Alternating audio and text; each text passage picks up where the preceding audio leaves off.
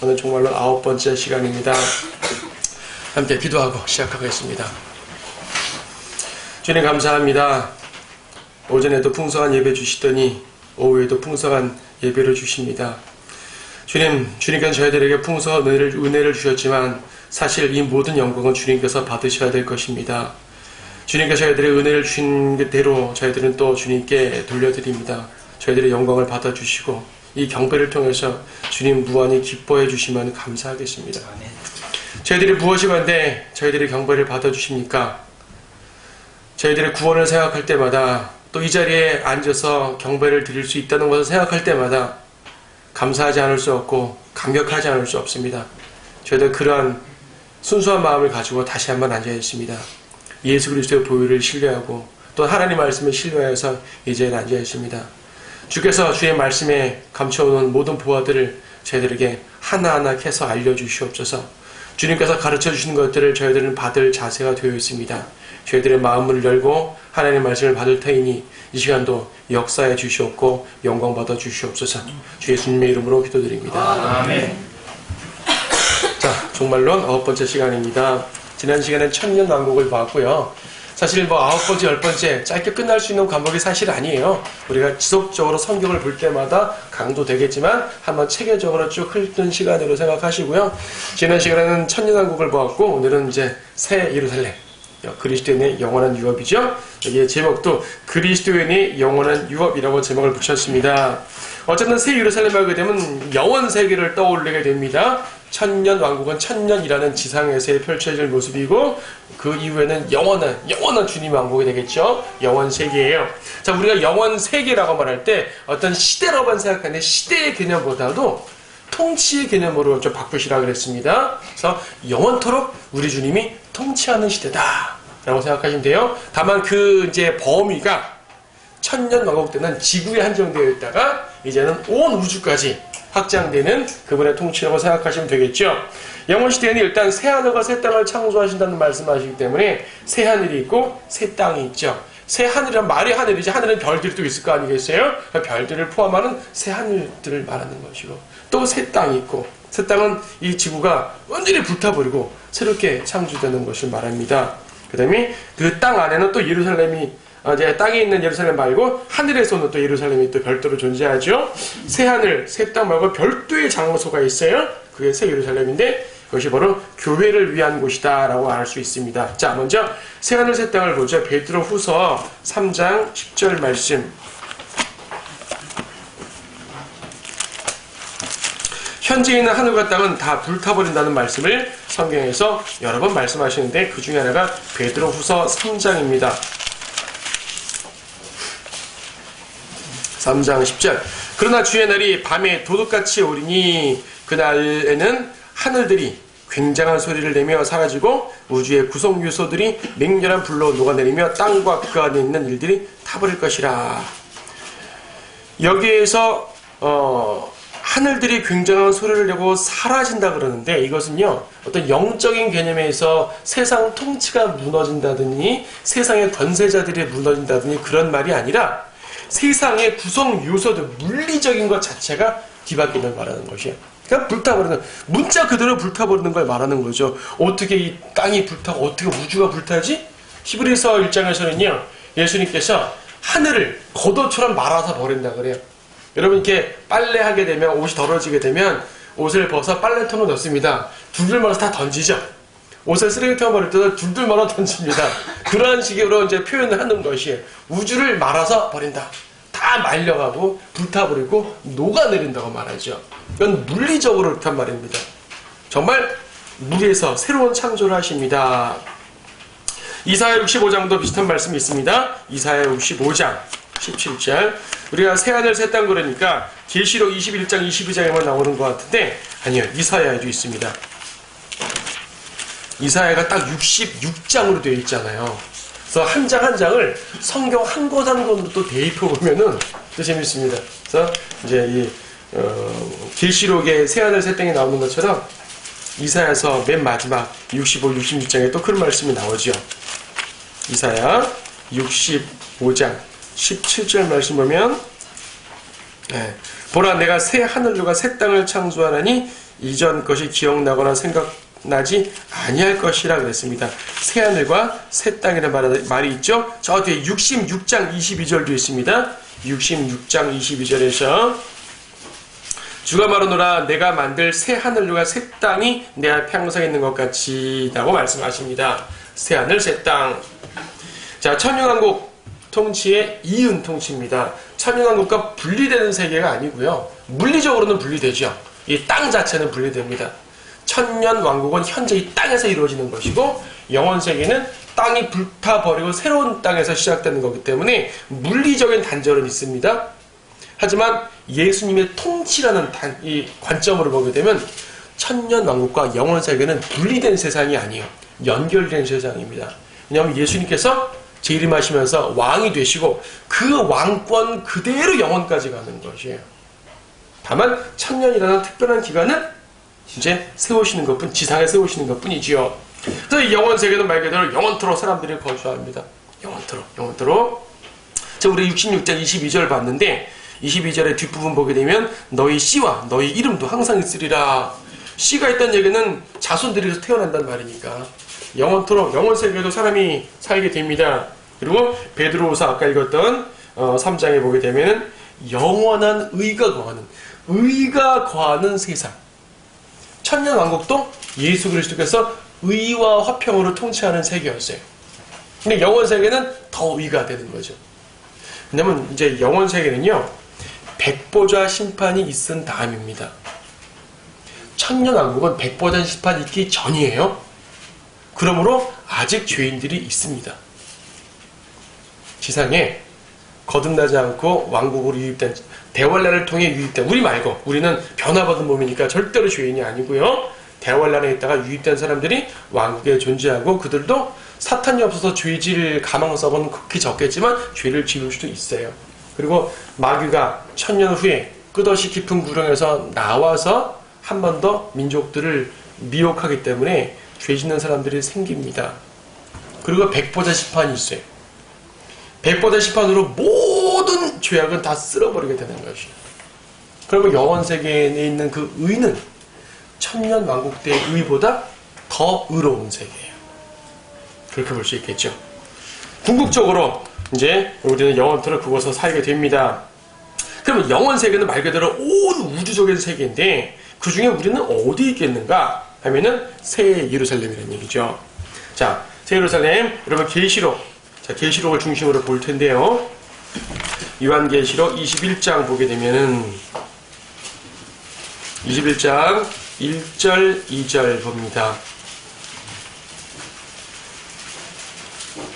또 내가 새 하늘과 새 땅을 보니 처음 하늘과 처음 땅은 사라지고 바다도 더 이상 있지 아니하더라. 자, 옛 세상은 없어집니다. 그리고 새로운 하늘과 땅이 창조됩니다. 이때 2절에서 나 요한은 거룩한 도성 새 예루살렘이 하나님께로부터 하늘에서 내려오는 것을 보았는데 마치 신부가 자기 남편을 위하여 단장한 것 같이 되었더라. 새 예루살렘을 어떻게 묘사하냐면 신부로 묘사하죠. 신부가 이제 막 치장을 하는 것처럼, 단장하는 것처럼 새 예루살렘은 상당히 예쁘게 단장되어 있는 그 도성이에요. 도성 자체가 되게 예쁩니다. 뒤에 좀 묘사되지만 아주 예쁘게 단장된 그 새 예루살렘이라는 도성이 되렵니다. 신부라고 묘사된 걸 보니 그리스도의 신부인 교회가 거하는 곳임을 분명히 알 수가 있어요.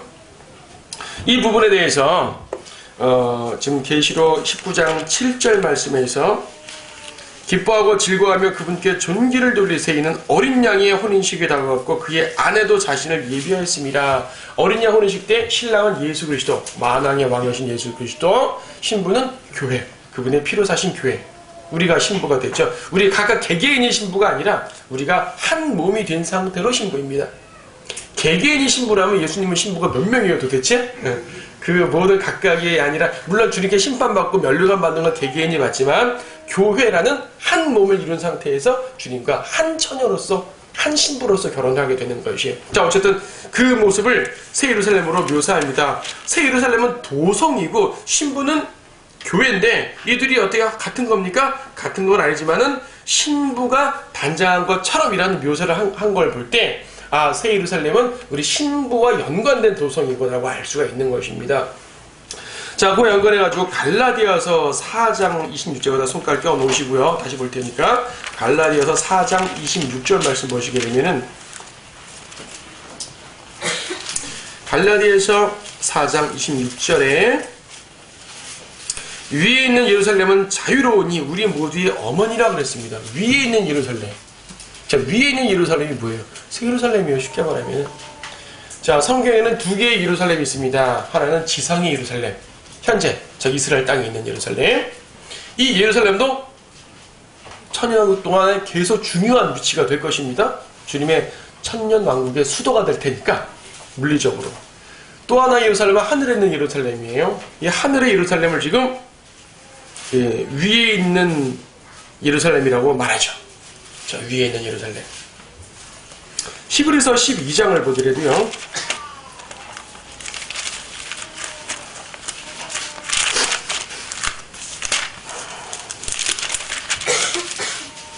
히브리서 12장 22절 말씀 보면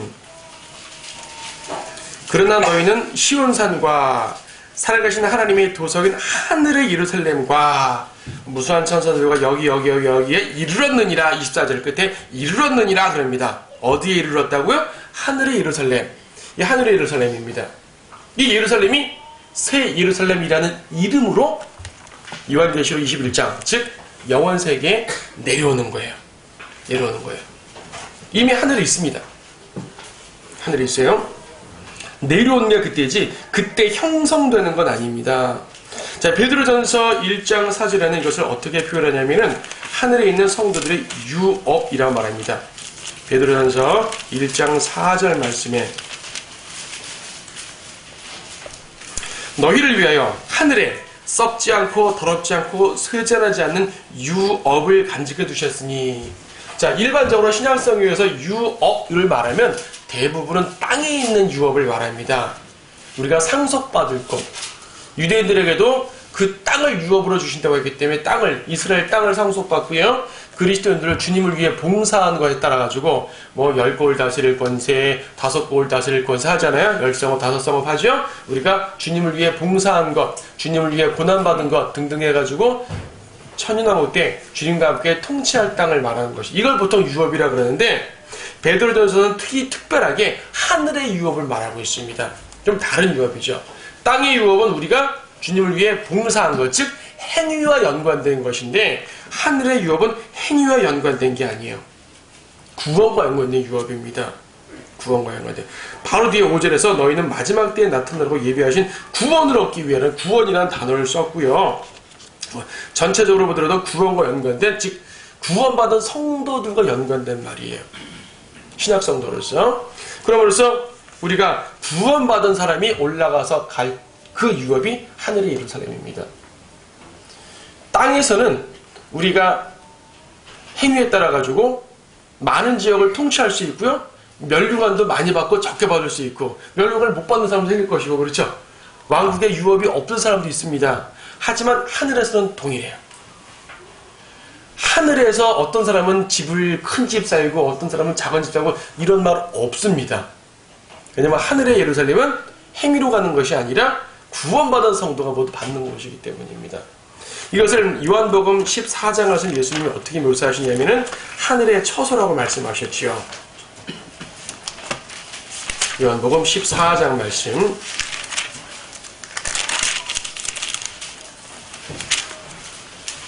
14장 1절부터 쭉 보시게 되면 너희는 마음에 근심하지 말라. 너희가 하나님을 믿으니 또한 나를 믿으라. 내 아버지의 집에는 많은 저택들이 있느니라. 그렇지 않으면 내가 너희에게 말하였으리라. 나는 너희를 위하여 처소를 마련하러 가노라. 저택이라는 처소를 마련하러 가는 거예요. 주님께서 내가 가서 너희를 위하여 처소를 마련하면 다시 와서 너희를 내게로 영접하여 내가 있는 그곳에 너희도 있게 하리라 그랬습니다.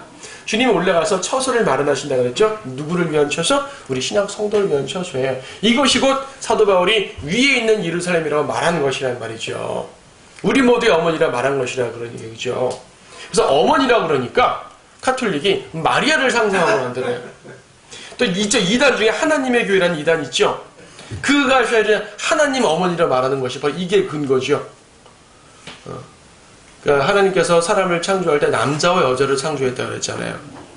그리고 하나님의 형상대로 창조했다 그러는데 남자와 여자로 창조했다 그랬어요. 그래서 하나님 형상의 남자와 여자가 있다는 얘기예요. 그들 생각에서. 그래서 아버지 하나님이 있고 어머니 하나님이 있다 말하는 거죠. 그 새 예루살렘을 바로 어머니 하나님과 연관해서 말하는데 아주 극악한 이단입니다. 여기서는 하늘에 있는 우리의 처소를 말하는 것이거든요. 처소, 새 예루살렘을 말하는 것이에요. 우리 모두의 어머니라, 갈라디아에서 어머니라 말하는 것은 어떤 인격적인 어머니를 말하는 것이 아니라 항상 어머니는 고향 같잖아요. 어머니의 품은 항상 고향으로 묘사됩니다. 비유적인 표현이니까. 그래서 우리의 본향. 우리가 보통 본향이라는 말을 많이 쓰죠? 우리가 갈 본향이에요, 그곳이. 우리가 편의상 하늘나라 간다 그러는데, 성경에도 하늘나라는 단어가 있고, 하늘에 가는데, 헤븐에 가는데, 그 중에 구체적으로 말하면 그 처소로 가는 것이죠. 그것이 우리가 받을 곳입니다.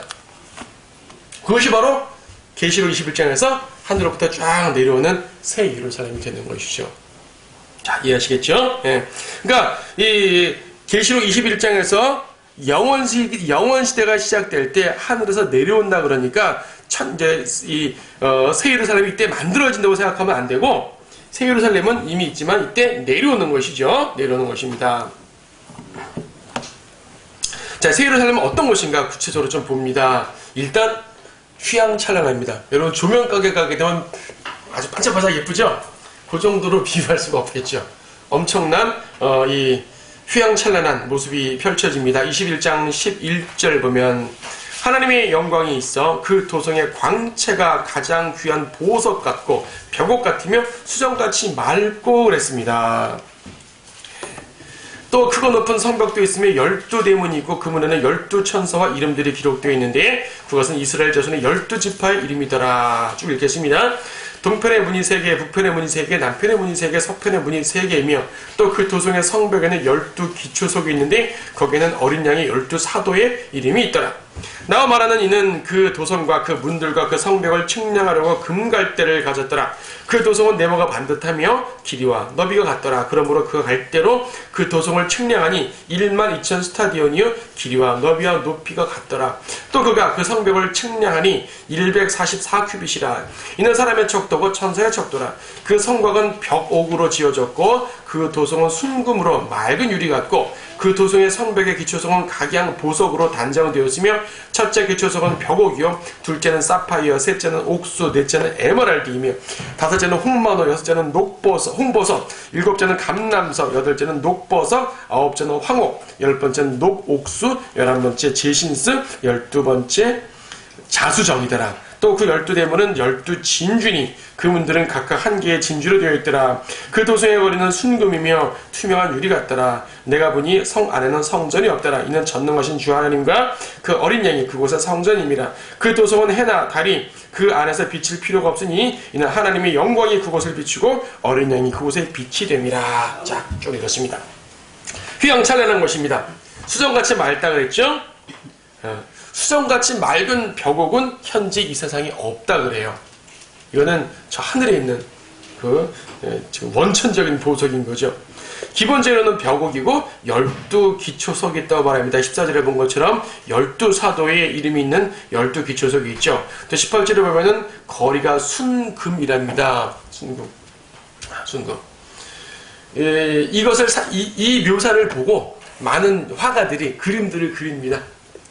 그림들을 그리면 어쨌든 우리보다는 잘 그릴 테니까 멋있고 찬란하고 저희 갖고 싶다. 성경적으로 그린 분들의 그림에 한해서 할 때 가고 싶은 소망이 막 들죠. 저는 그런 그림을 볼 때 참 아름답고 가고 싶은 소망이 생깁니다. 러프 목사님도 그 그림을 그렸잖아요. 그래가지고 멋있게 묘사해 놨습니다. 참 아름답습니다. 그런데요, 저는 그렇게 생각합니다. 이 세상에 어떤 화가도 이 묘사를 제대로 묘사할 사람이 없을 것이다.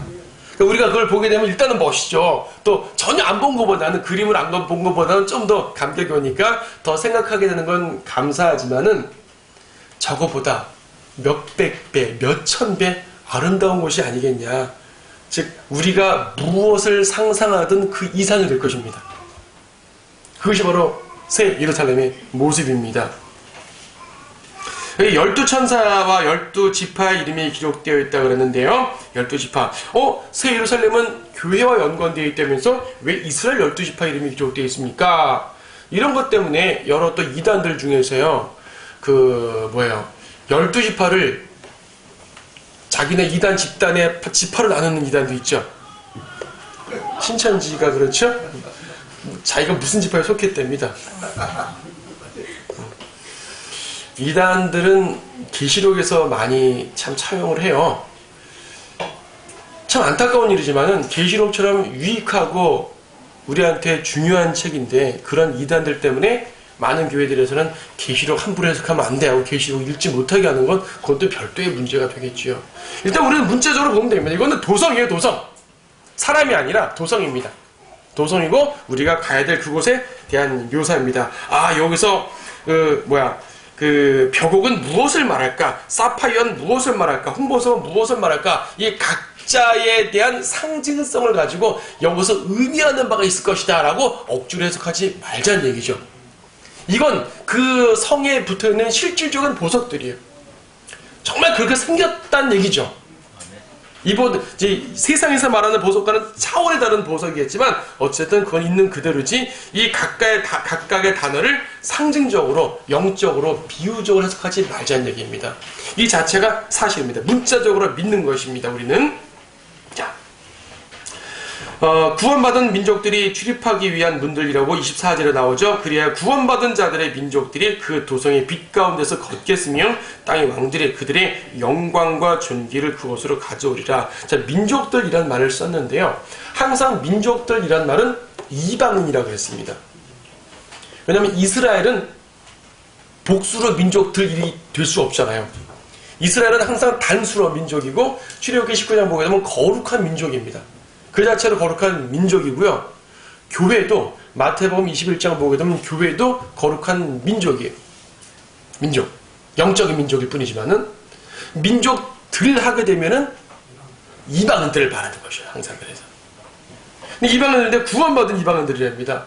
이걸 교회 시대의 관점으로 가져오면 우리가 구원받은 이방인들이잖아요. 그럼 이것이 곧 교회죠. 교회 시대의 관점으로 말하면 유대인 이외의 이방인들 중에서 구원받은 사람들을 말하면 굳이 구원받은 이방인이라는 말을 쓸 필요가 없어요. 그 자체가 그냥 교회니까. 그래서 구원받은 이방인이라는 얘기는 영원시대에 수많은 이방 민족들이 있고 그들이 구원받은 사람들이 이 도성으로 들어온다는 얘기죠. 이들이 도성의 빛 가운데 걷겠다. 그곳으로 가져오리라 라는 말을 하는 걸 보면서 이 구원받은 이방 민족들이 새 예루살렘의 거주민이 아니라 여기에 거주민이 아니라 방문객임을 알 수 있습니다. 방문이에요. 거주민은 우리가 거주민입니다. 우리는 거기가 집이고요. 하지만 여기에 하나님의 보좌가 있으니까 여기가 핵심 아니겠습니까? 이것으로 경배드리러 와야 돼요. 쉽게 말해 주님을 뵈러 오는 거예요. 근데 함부로 못 와요. 구원받은 자들의 민족이 들어오기 때문에 함부로 들어올 수 없고요. 영원 세계에도 이제 영원 세계 뒤에 보면 행위 구원과 연관되어 있지만 그들이 들어오게 됩니다. 특히 여기서 14절에 보게 되면은 사도들의 이름이 있다고 그랬습니다. 사도들의 이름이 기록된 12기초서. 왜 사도들의 이름이 있는가? 아까 위에서는 이스라엘 지파들의 이름이 있다고 그랬는데 이것은요. 교회가 이스라엘과는 구분된 별도의 몸이긴 하지만 그 연속성상 구약과 분리될 수 없는 모습입니다. 기독교 초기에요. 교회사에서 보게 되면 기독교 초기에 이런 논쟁들을 했었다 그래요. 우리 교회는 유대인이 아니잖아. 그러면 구약 성경은 유대인 성경인데 구약 성경이 우리의 경전일 수가 있을까? 여기에 대해서 논쟁을 했었어요. 그런데 그럴 논쟁할 필요가 없는 게 이미 신약 성경에서 사도 바울이라든지 신약 성경에서 구약 성경의 인용들이 되게 많잖아요. 또 예수님도 구약 성경의 예언을 성취하신 분이고 그러므로 구약 성경이 우리의 교리는 아니지만 구약이 우리의 경전이 아니다. 구약은 교회의 경전이 아니다. 이렇게 말하면 안 되는 거죠.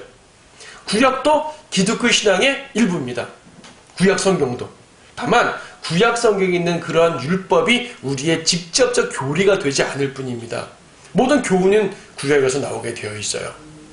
그래서 구약 성경과 신약 성경의 연속선상, 우리 신약교회지만은 새 예루살렘은 신약교회와 연관되어 있지만은 구약 성경과 떼려야 뗄 수 없는 관계임을 알 수 있습니다. 다만 그 본질 자체는 구분되어 있지만요. 열두 사도라는 건 좀 더 직접적입니다. 왜냐하면 사도들은 특히 기초석이라고 해서 기초석은 그 도서에 기초를 놓은 사람들을 말하는 것인데, 교회의 기초를 놓은 사람들이 또한 사도들이잖아요. 여러분 에베소서 2장 20절 말씀 보셔요. 에베소서 2장 20절 말씀.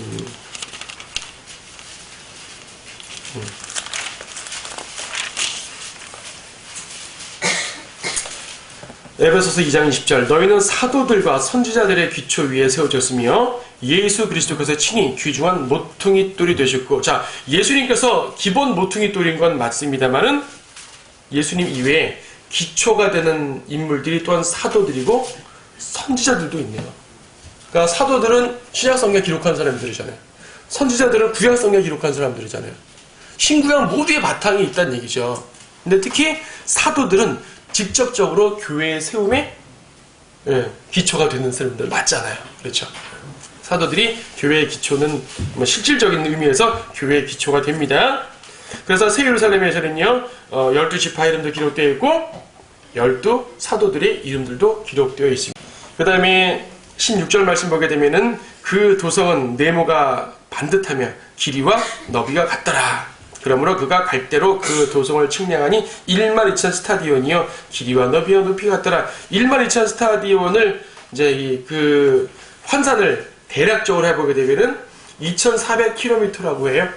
2,400km. 그러니까 길이가 2,400km, 너비가 2,400km, 높이까지 2,400km니까 2,400이면 어느 정도입니까? 부산. 하여튼 그 정도. 예. 부산이 500km잖아 생각하시면 됩니다. 그러면 그 정도. 일본 열도 직선거리? 하여튼 뭐 그 정도에. 예. 지금 이제 러프한 목사님은 미국 지도를 펼쳐놓고 미국 본토에 반 정도 된다고 딱 그림을 그려놨어요. 엄청난 이제 크기라고, 한 반이 아니라 그 정도 되는 이 크기라고 말하는데, 이것을 문자적으로 보게 되면 엄청난, 그러니까 하늘로부터 내려온다 그러니까 일종의 위성 같은 거죠.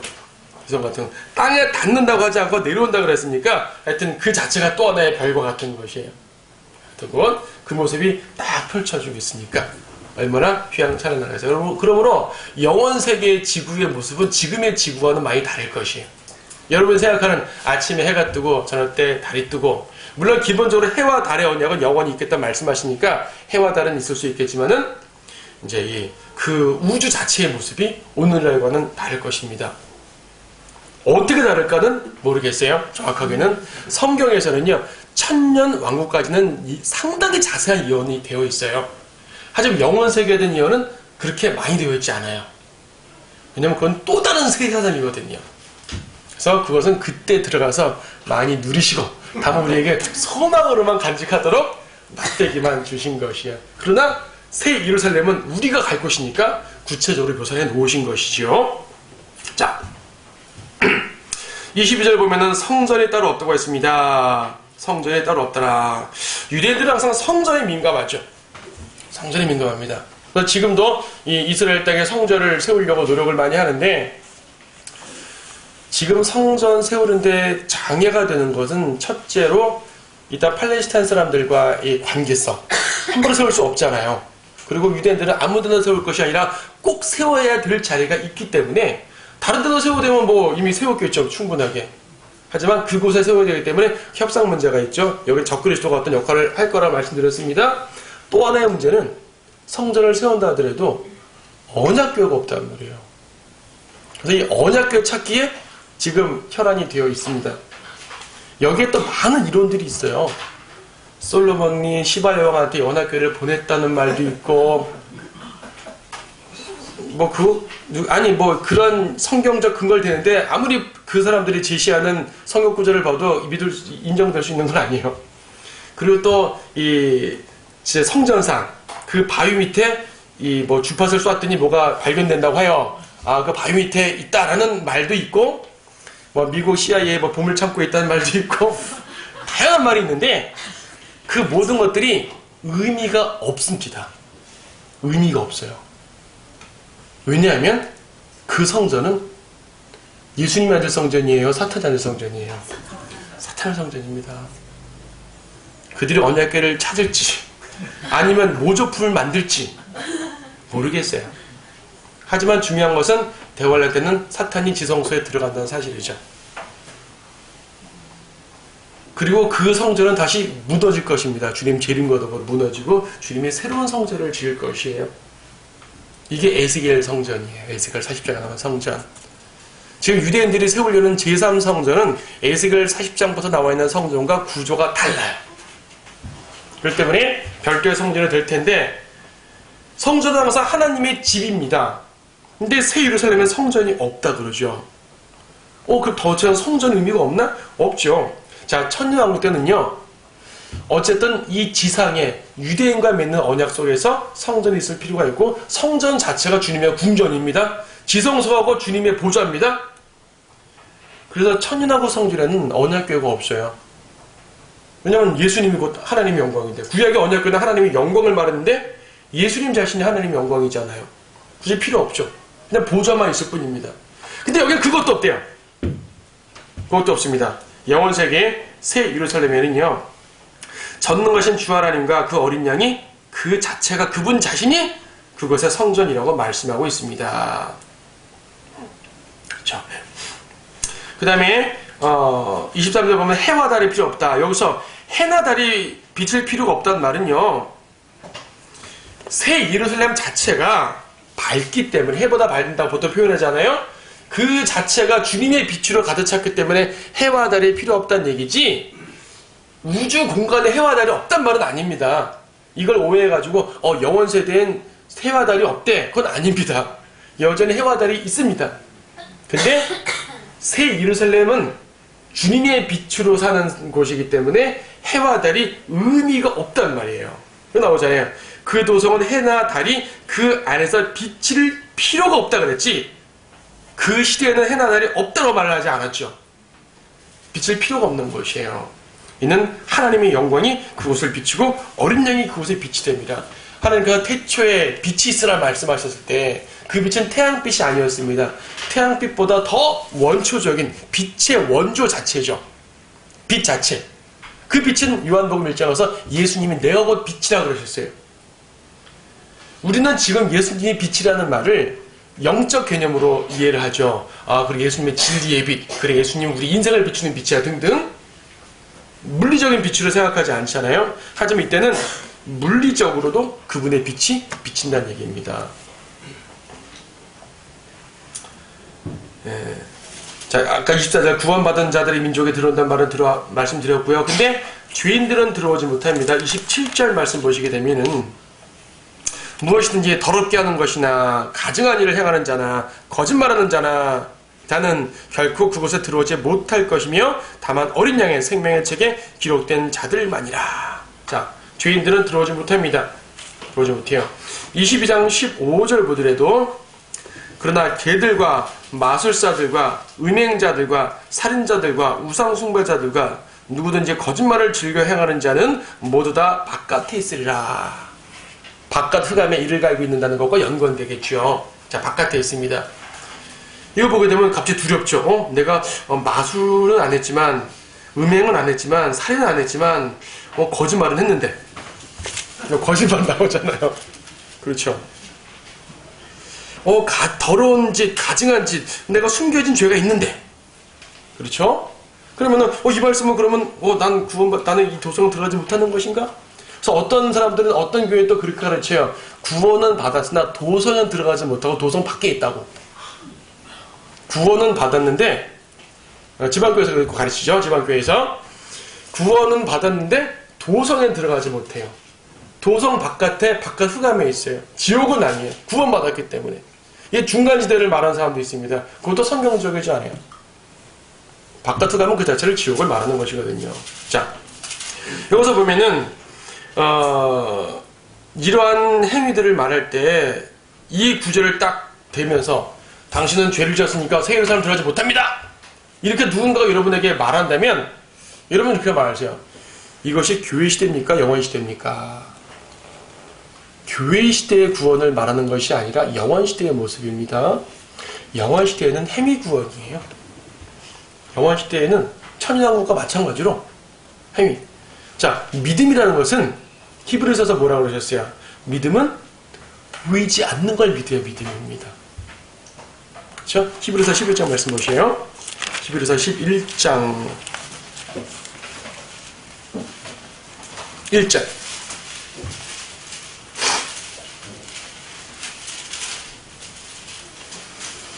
이제 믿음은 바라는 것들에 대한 실상이요 보이지 않는 것들에 대한 증거니 그랬습니다. 보이지 않을 때 믿어야 믿음입니다.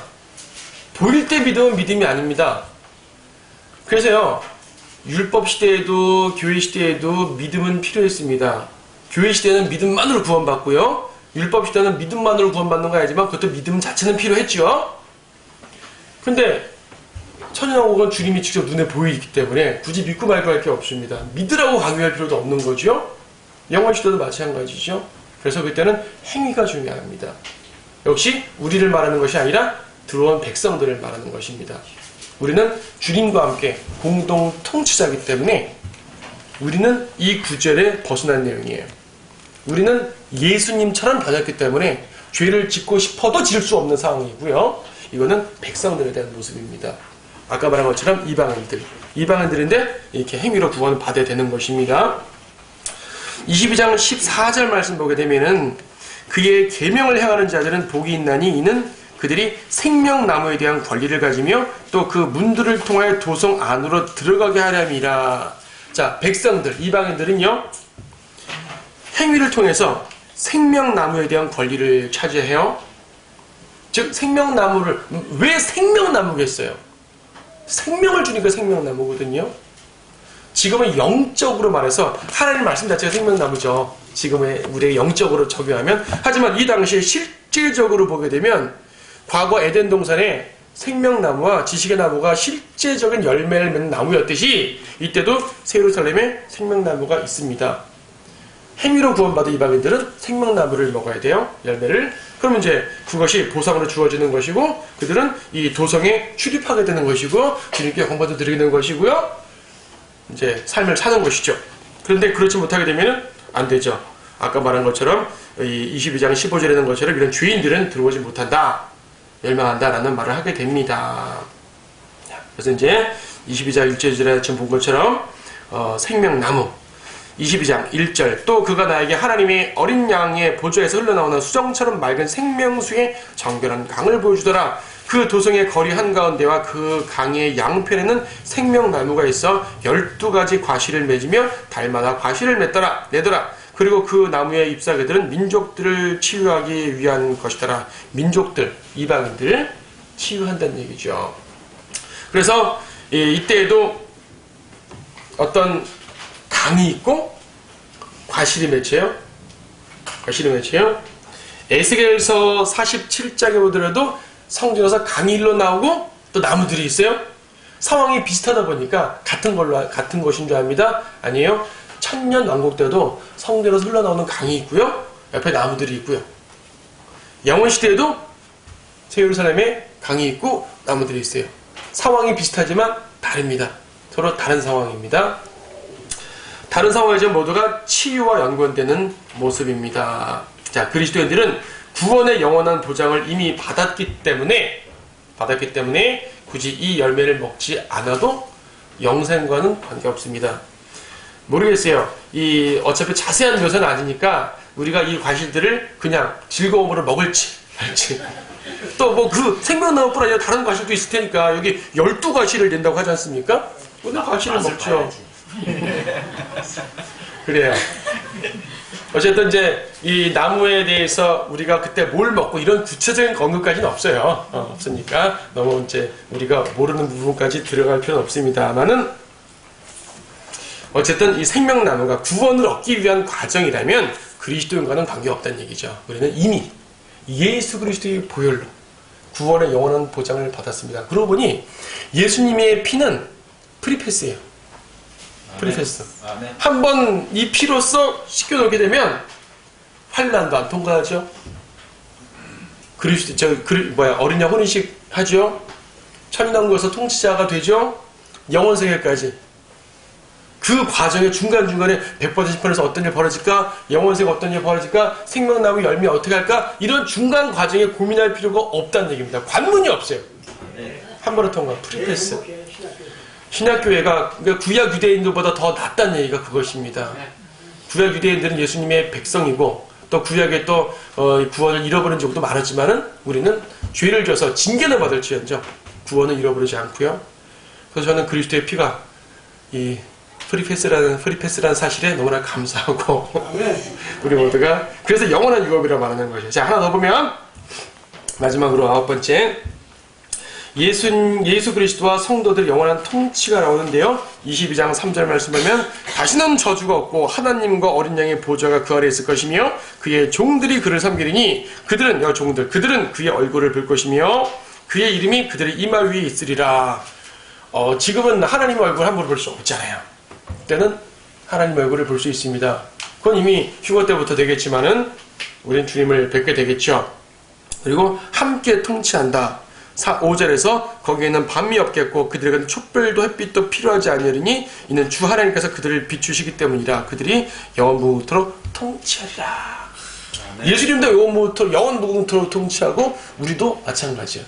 천년 왕국 때만 통치하고 영원세계는 아니야 라가 아니라 영원세계까지 쭉 통치의 범위가 좀 달라지겠죠. 그 구체적인 상황은 좀 다르게 묘사할 수 있지만 어쨌든 우리는 영원한 통치자 반열에 속해서 예수 그리스도의 신부 예수님의 몸으로서 이제 그 통치자의 모습을 띠게 됩니다.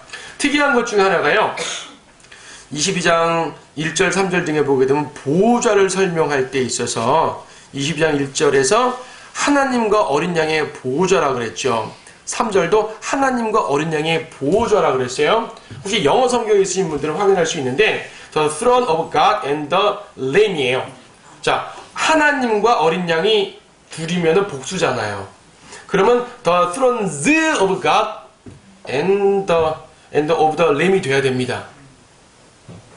thrones가 돼야 되는 게 문법적으로 맞아요. 지금은 어떻습니까? 예수님이 아버지의 보좌 오른편에 앉아있다 그러죠. 예수님과 하나님은요, 성령님까지 삼위일체 한 분이지만은 본질적으로는 한 분이지만은 사역에 있어서 나뉘어 사역합니다. 그렇죠? 나뉘어 사역을 합니다. 예수님도 지상에 계실 때는 같은 분이지만 아버지라고 부르셨잖아요.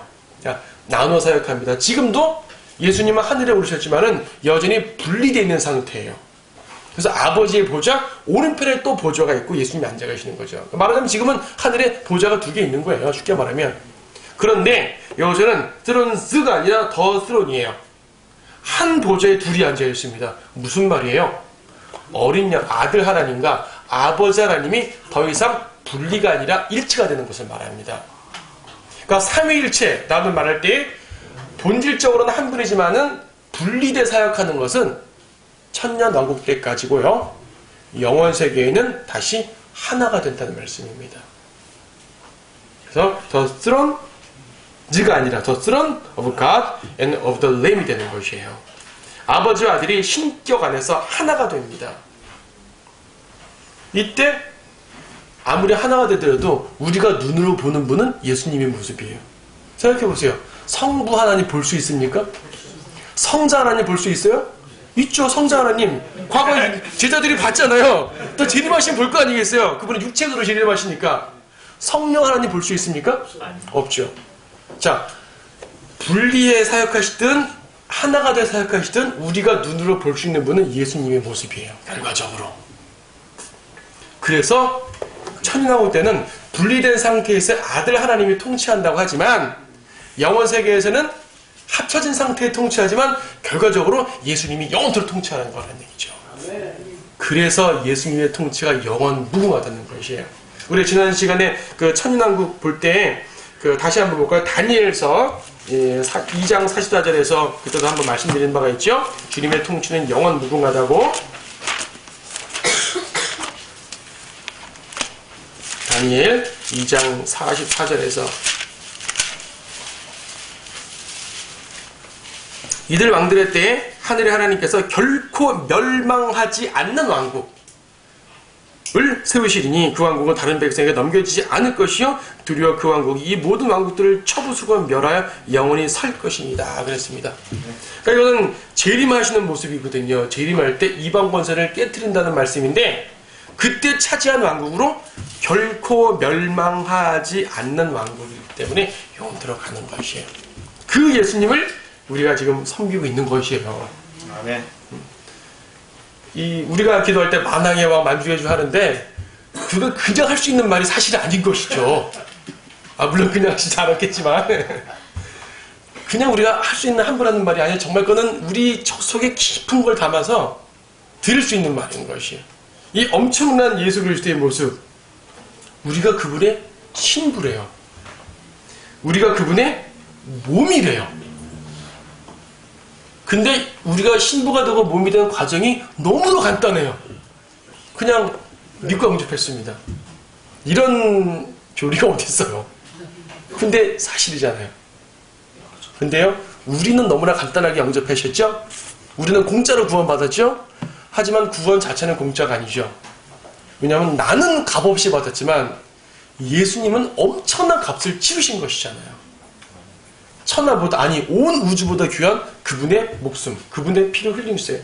이게 주님이, 우리가 공짜로 받았다고 구원이 공짜인 건 아니죠. 구원 자체는 엄청난 값인데 내가 치르지 않았을 뿐. 우리 주님이 치르시고, 근데 그 치르신 주님이 그냥 골고다 십자가 가서 초라하게 죽으신 분인 줄 알았더니 이런 분이란 얘기죠. 이걸 세상 사람들이 모르잖아요. 그래서 영접을 안 하는 거죠. 그냥 초라한 예수님 영접해서 뭐합니까? 근데 그분은 그냥 초라한 분이 아니라는 얘기입니다. 자, 그래서 우리는 이 통치에 참여한다는 사실이 얼마나 감사한지 모릅니다. 아까 우리가 봤던 것처럼 22장 5절에서 성도들이 통치한다 그랬죠? 천일왕국에서는 이방 지역들을 통치하겠지만 새하늘에서는 뭐 이제 별들이라고 별들이라는 언급은 없지만요, 그렇게밖에 볼 수 없겠죠. 이방들을 통치할 것입니다. 어쨌든 우리가 그분의 몸이 되고 신부가 되고 통치에 참여한다는 사실이 얼마나 감사한지 모릅니다. 이 감사가 여러분의 삶을 충분하게 이끌어 주시기를 바랍니다. 기도하겠습니다.